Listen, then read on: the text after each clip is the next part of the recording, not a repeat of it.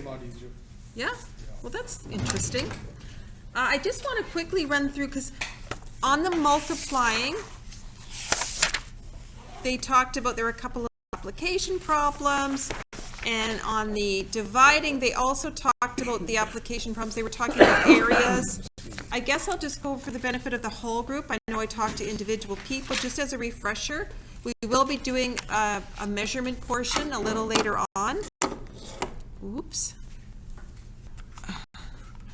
Sorry, Dom, are you? Is it? It's underneath it. Yeah, I think you're stepping on it. Okay, that's okay. So just as a refresher, because this is sort of, I guess, I don't know when you would talk about this stuff, but if this is a rectangle, and you should know how to find the perimeter and know what perimeter means, and what area, how to find the area of a rectangular shape. So if I tell you, and let's use polynomials. If I say that this length is x, and this is x plus 3, for example, and I'll also give you a few more little pointers. If this is a rectangle, I know for a rectangle that opposite sides are equal, agreed, and parallel. So one of the things that we use in math and science is if I have a tick on the side of any shape, it could be a rectangle, it could be a hexagon. If you see tick and tick, that means same size, right? And this tick, same size. Okay, so that's also telling me this is a rectangle. What's the definition of the perimeter of an object? The outside length. It's the sum of all, sides. And what's the definition of, or how do we calculate area, I guess? Length times width. Length times width, right? So if I'm using polynomials, I can't come up, unless I tell you what x is, and we'll get a little bit into that today because we're actually substituting values in. The most that you could do to find the perimeter of this shape is what? Add or times by 2, x squared. 2 times x, I could do, so I'll do it this way first. X plus 3 plus x plus 3. Would you agree with that? Where did you get I that have an from? x. If these sides have to be equal, right? Mm-hmm. So if all I give you is the little tick, then you know that this has to be x as well, right? Yeah. And then this has to be x plus 3. So I added my x's up, right? My x and my x, and then I have an x plus 3 and an x plus 3. Oh, yeah. Agreed? Yeah. Okay, and then I can add like terms, right? I can simplify this a bit more. So 1, 2, 3, 4. What's x plus x plus x plus x? 4. X. Yeah. 4x, because I have 4 x's, right? Yeah. Because this is like a 1, and a 1, and a 1, and a 1. So 1x and 1x, and 1x and 1x is 4 of them. Yeah? And then what do I have? I have a 3 and a 3. Okay? Now you could have done it this way. I heard most of you think this way. Maybe I should have done it that. You had 2 x's, right? 2 times x plus 2 of these. Agreed? You could think of it that way. So that's going to be a 2x plus a 2x plus a 6, which is 4x plus 6. Either way you do it, you're going to come up with the same answer, right? How would you calculate or show an expression for the area of this rectangle?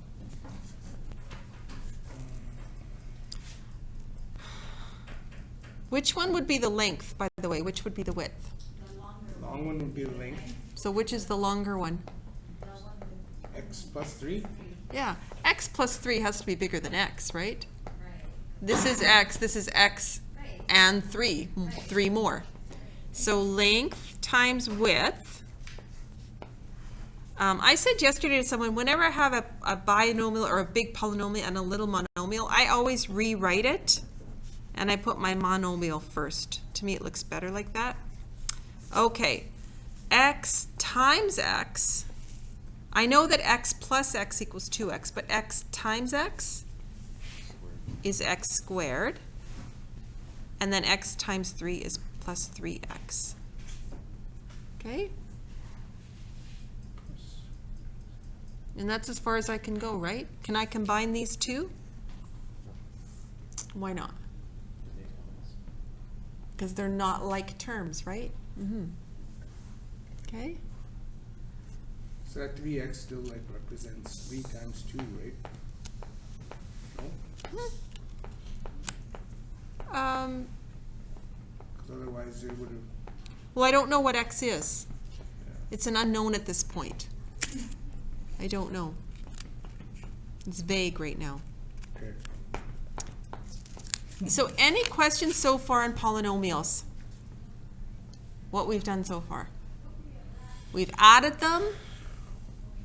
We've multiplied. We've divided. The question K threw me off. Yeah, so let's talk about this one. Sorry, Delmar, what was your question? K on question 2. This one? Yeah. Okay. Okay, how about I do K first, Blanca, and then we'll talk about those. Yeah, were some Yeah. of the answers wrong? Yes, B was wrong, right? We talked, Devin. Yeah, Devin. What about I? is it- Okay, well, I had a negative, but it's. Okay. Or So, it's minus. let's do this. This was a tougher one. Now, I guess you could have pulled your calculator out. I didn't. There were no instructions that didn't say no calculator. But one of the ways you could think about it, this is 1/2, right? Yeah, 0.5 is 1/2. So you think about this logically and try and piece it through your head. How many, so if I'm dividing a half into each one of these. So how many halves go into 14? 28 of them, right? Yeah. So, but we'd be a negative 28 w squared. There's nothing to cancel those w's out, so it just remains a w squared.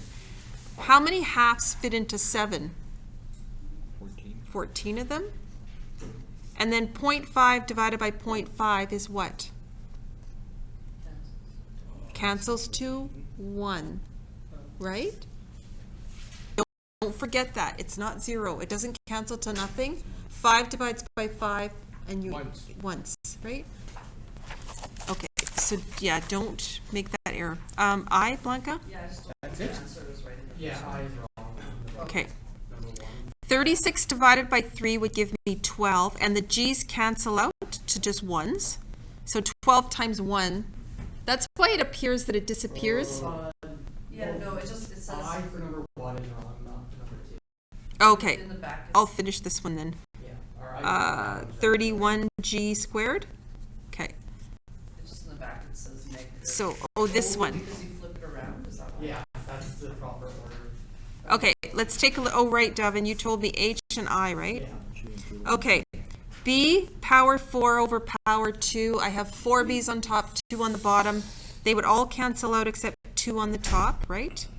And then I have t 5 on the top, 2 on the bottom. I'd be left with t3. So it should be b squared t3. T to the power 3, I mean. And then h, that was wrong too, right? Yeah, the H is also. Okay. Negative 4 c to the power 4. And let's talk about number 3 because I think that was important, and I should have probably done a little bit of a review before because this is assuming you remember what area is, right? What is the missing dimension in each figure? Well, they give us the area, and they give us, it looks like this is the length, and they give us this is our unknown, right? We're trying to figure out what this is. So I'm just going to call this width, and I'll call it W. Because it looks like that's shorter, right? So I know that area equals, this segues really nicely into what we're doing today. This is my formula, right? And you'll notice, and I did mention this when we started this unit,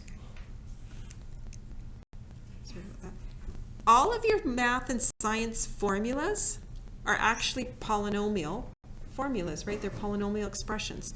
To figure out what area is, I'm multiplying 2 variables.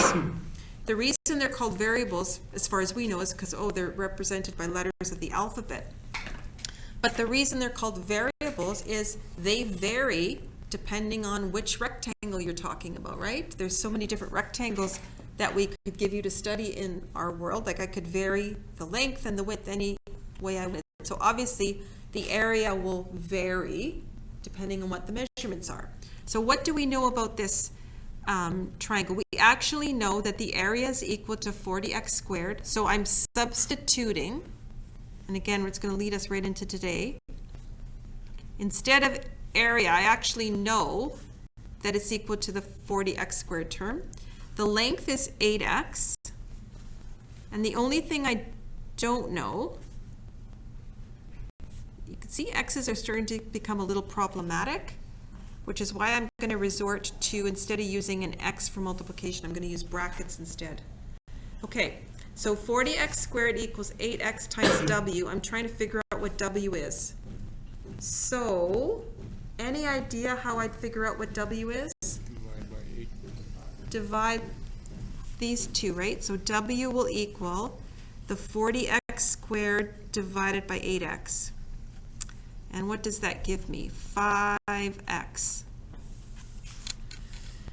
Okay, what would a good problem solver do at this point? Check his work. Check your answer. 5 times 8.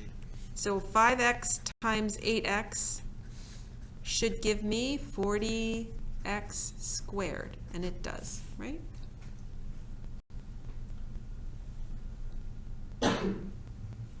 Now let's talk about this one. Again, don't get frustrated or down on yourself if you're a little rusty. We're taking a whole unit to talk about measurement, and actually our next unit is trigonometry. So there was an error in this one. So let's take a look. Once again, area of a triangle equals the base times the height divided by 2. Or 1/2 base times height, depending on what textbook you're looking at. So what did they give us? They gave us the area. So I know that this is 3.3p squared. This is the base is the bottom, right? So this would be the base. And it looks like we're looking for the height. Okay, so they gave me the 1.1p. And I just have to figure out what the height is. Okay. So, strategies. What was the strategy? I know that a couple of you figured this out yesterday. Some people have more experience solving equations. We will be solving equations shortly as well, but what are some strategies for this? Divide the area by the base? No?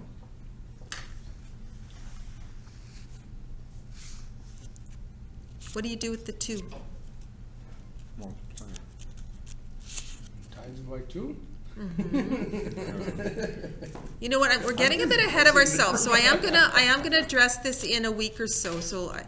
But Devin, what was your strategy? I actually wrote out the equation, and then I was able to tell just by looking at it. Like I Okay. wrote out 1.1 times and left a space divide 2 equals 3.3. So you did this kind of, you said, Yeah, and I put a question mark. but that's the whole reason we study math and science. Again, that's how we know what the weather's going to be and when the sun's going to come up tomorrow, et cetera, et cetera. This is how you know how much medicine to prescribe if you're sick or your child is sick. It's a formula based on a whole number of variables. If you stop and think about it, if I was sick, if I got some really horrible cold or flu that they could give me medicine for, the amount of medicine that I would take would be completely different from the amount of medicine that they would prescribe to a 2-year-old. Agree? Why do you think that a 2-year-old would have a smaller dose than me? Body ratio? Body, like my weight for one thing, for sure. That predominantly is how they would probably calculate things. So between people, weight is a variable. Agree? So that's one of the variables that you would consider when you're doing dosages. Sometimes there's other variables that you can you have to take into account, like if the person has another existing medical condition, et cetera, but that's a perfect example for how variables would enter into our day-to-day life. So that's why we're studying math and science. We come up with these formulas, and they can be very complex, right? We're starting with really simple formulas, but that's all that an expression is. It's a formula. So once again, a polynomial expression contains numbers and variables. The numbers are actually part of the formula that have been calculated by the math and the scientists, right? It's the variable that changes. So remember that the variable is the letter part of a term. It represents an unknown value or quantity in its pure formula form. But when we are given the value, we can substitute the value in the expression and determine the whole value, like a numerical value of the expression. So if you're given this polynomial expression, 2x plus 3, and they're saying find the value of the expression if x is 4, okay, what do you do? 2 times 4. 2 times 4, right? This is usually how we show the substitution. 2 times 4 plus 3, 11, right? Negatives are usually a little more difficult to work with just because you have to pay attention to that negative sign. What if x is negative 1? Same thing, right? 2 times negative 1 plus 3. Now this is where all that work we did in number sense beginning, right? So I have a, what's the Positive and answer? Negative would be a negative, right? So- Negative 11 or? Negative 2 plus 3. Five? Yeah, Positive 1. yeah.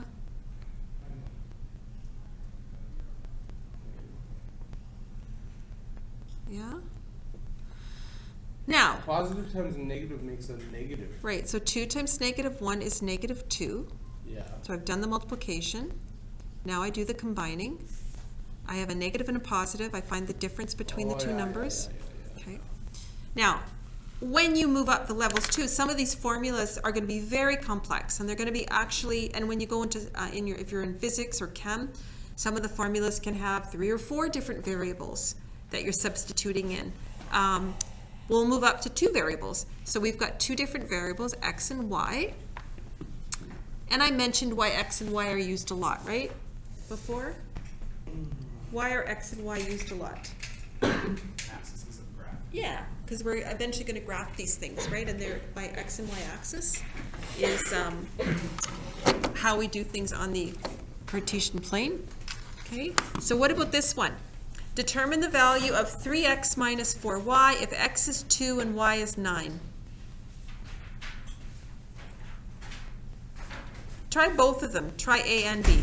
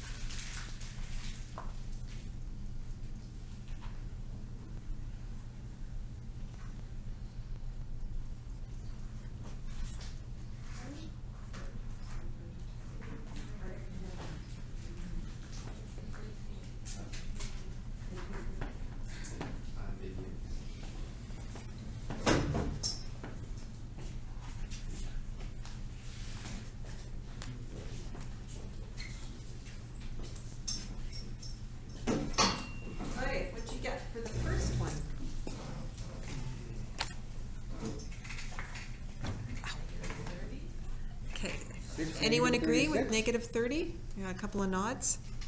So Positive. 3 times 2, subtract 4 times 9, 6 subtract 36. So I have different signs. I find the difference of the numbers, and it'll be a negative because the 36 is bigger, right? All right, negative numbers always cause problems. Have you had time to try this one?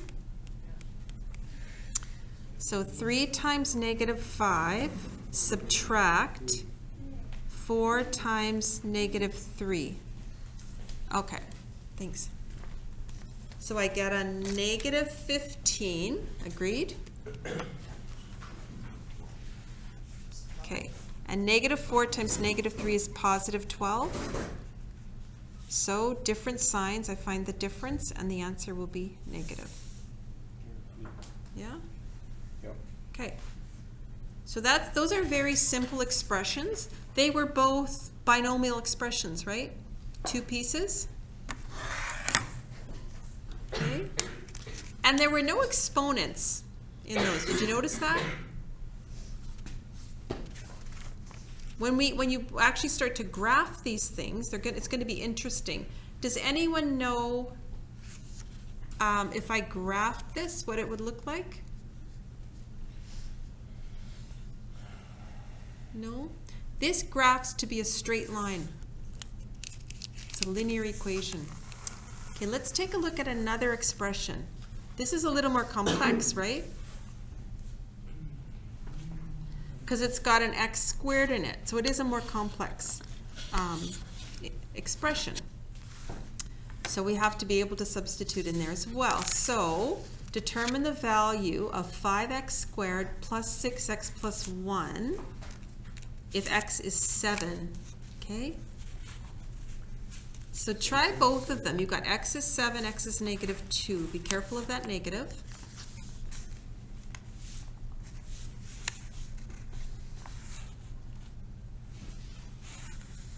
The exponent threw me off. Which one? The exponent. Mm-hmm. Like, do I multiply 5 and 7 or 7 times 7? Let's see what this looks. So I've got 5 times in brackets the 7, right? Now it's saying to square the value of x, So right? the 7 is squared.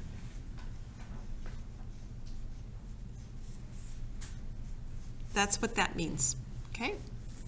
Now what does BEDMAS tell us? Do everything inside brackets. Well, there's no work to be done inside these brackets. These brackets are just indicating multiplication, right? No. So after brackets, we do exponents, right? Yeah. So I have to do exponents first. What's 7 squared? 49. 49, right? So this is 5 times 49 plus 6 times 7 plus 1. Now I do my multiplication, right? And you can use your calculator for this. It's getting... Okay, so 49 times 5.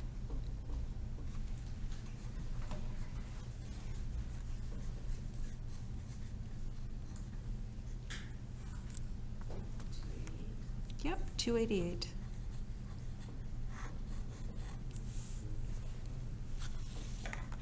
All right, so try that same process with that negative sign, the negative 2.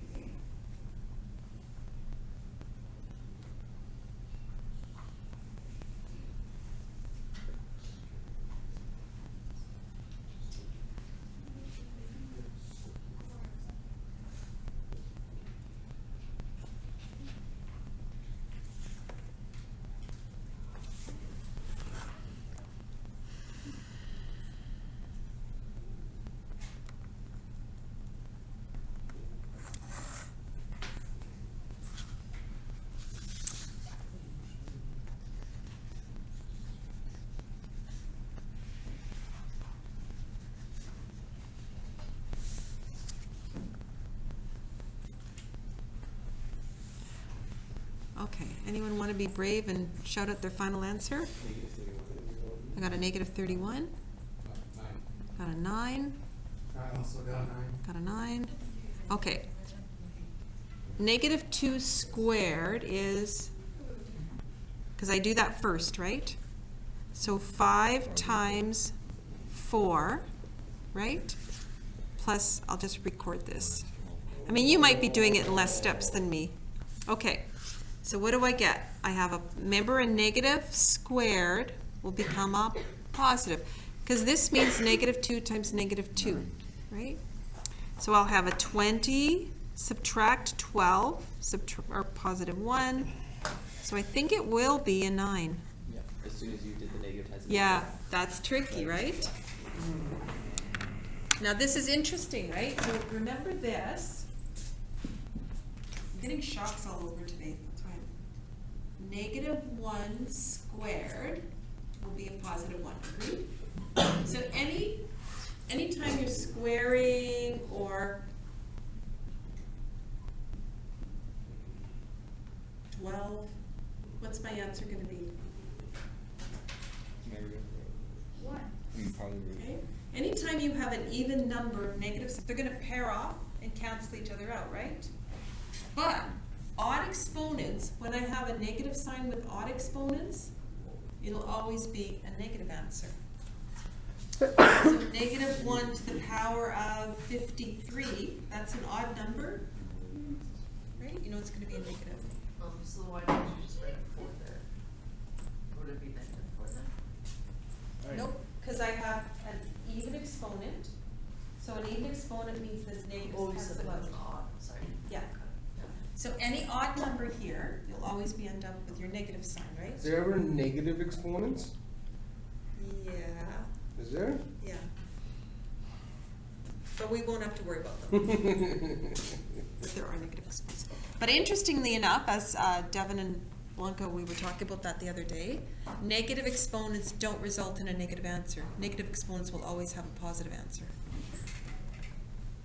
Guess you're not gonna tell me why, eh? I'll leave you in suspense for a day or so. You complicated in your mind. That's what you're supposed to say that. Well, no, it's interesting, but it's a little ahead of our thing right now. So now what are we doing this? Well, we're trying to apply our knowledge, because that's what applied math is all about. So this is, you're not going to be left in the abstract very much in applied math. In our beginning stages, you know, I'm just giving you this 5x squared plus 6x plus 1 and telling you to play with it. So I'm not giving you any context. But here we have a contextual question, right? Like, why are we doing this? It represents something. So the polynomial expression 250 plus 1.25x represents the cost to print a brochure, where x represents the number of brochures printed. Calculate the calculate the cost to print 3,000 brochures. Okay, so 250 plus 1.25 times 3,000, right?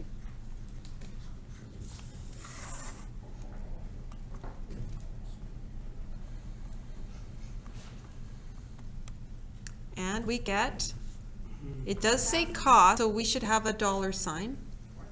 4,000. Anyone agree with that? Now, we're talking about money, so, but because there's no cents, it's a perfect 4,000, you don't have to put the .00, but if there was a number of cents, you would have to put the dot and the appropriate number of cents. Okay? Because you know the context of this story, what do you think the 250 represents? Any ideas? Pages. Just the down payment to make sure they get money. It's kind of, because, Or just a couple. yeah. What if I printed 0, what if I had an order, this is ridiculous, but what if I had an order of 0 brochures? What would they charge me? 200. They'd still charge me $250. So Ashton's right. It's kind of like the upfront cost. It's probably the cost, like the $1.25 per brochure probably covers the paper, the printing. The $250 probably covers things like their labor, their heat, right, the printing shop, the overhead expenses, things like that, right? Just their time. And their time, right? They still have to pay their employees, right? So think about things like that too. Everything represents something. This could also be the expression of, I don't know, I mean, this cost isn't enough, but something like this, something, a very similar expression could be maybe what a plumber costs or charges you. If they come to your house to fix your sink or your toilet, I don't know, where X represents the number of hours they work. Does that make sense? Yeah.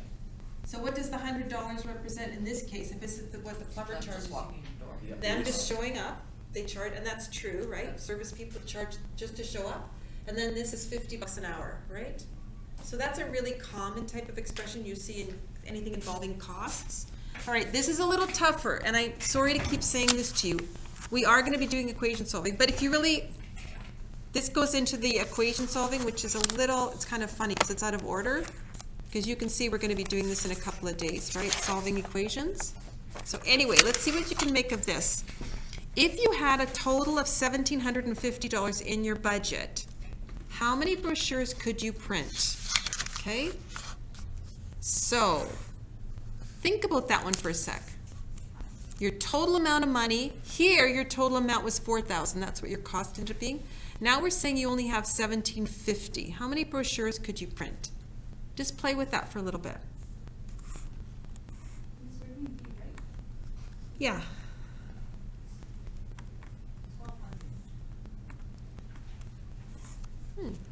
It's an interesting answer. How did you get that? 450, right? You want to go up to the board, Anissa, and show us how you got that? Yeah. Why not? 250. Why not? 250. Hmm? Yeah. I don't know if I'm right. Well, it sounds like you've got some good ideas. Did anyone else come up with 1,200? I don't know. Show us how you did it. Grab anything you want. Grab a marker. I'm curious. There's a couple there. You must have had some kind of strategy.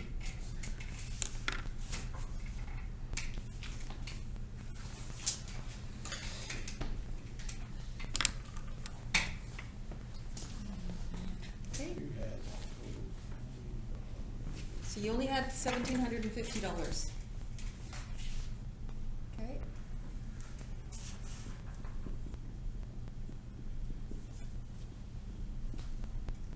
Okay. Okay. Get 1,800 brochures. Yeah.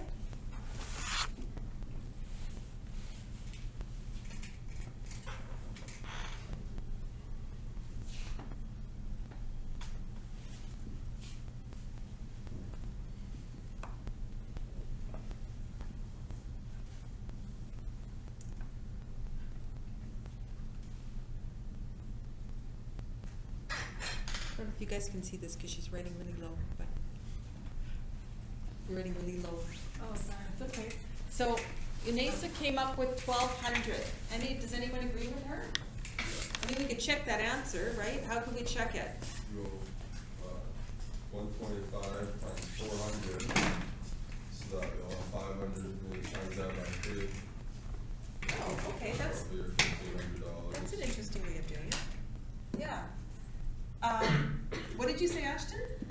Times 125 times 400, Like 400. that'll give you $500. Okay. Multiply that by 3, and that's 15. We already took the 250 off. Does anyone understand that strategy? Okay. That's a really interesting way to do it. Anyone have another way to do it? Mine is saying 250 for 1,500, we get 1,200 though. I guess Yeah. 150. Any different than 50. two answers there? So if you started with the 1,700 and you take the 250 off, right? Because that's kind of like, 17, I see, okay. that's sort of your I was fixed thinking cost, up right? 500 or And then you something. have this 1,500 that is gonna go to print the brochures, right? Like, so that really is if you just played around and put numbers in. So The strategy that UNESA used was a very algebraic one, which is what we're gonna be learning. So what she did is she took the $12.50 off right away, because she knew that was the fixed cost, right? That's not part of the actual printing brochures. So really, we only have $1,500 left to print the brochures.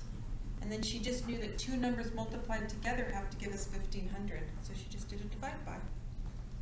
And we'll learn that in more detail in the next couple of days. That was a very algebraic way to do it. So that's 1,200 brochures is the right answer. Wait.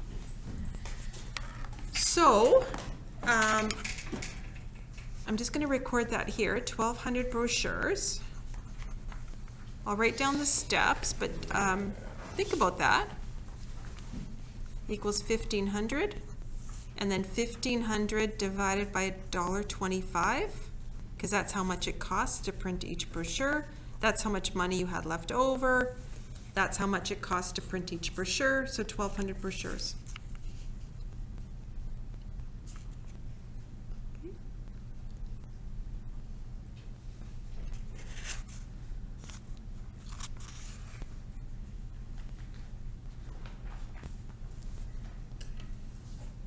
We'll talk more about this in the days to come, right? All right, so we got a really simple substitution into expressions assignment, I think. So try this. There's a couple of fractions. There's a couple of decimals. You can use your calculators. There's some squaring. There's a couple that involve division. So remember what I told you guys before about the division 2. If you have a complex fraction, you have to total up the numerator and the denominator separately before you do the division. It's understood when you have a complex fraction like that. I think I told you this before. It'll never be written for you, but it's understood. There's an implied set of brackets around complex fractions, right? And for this one, it's implied that there's brackets around here, but they'll never be recorded. Okay. So take your time. You got a few minutes left. Try this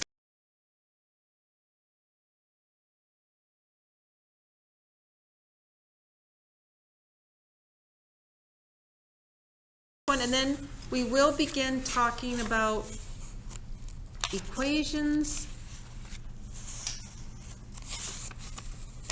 And then we're just about ready to sum up this polynomials. I think I'm going to have some kind of a summary assignment for you in the next couple of days.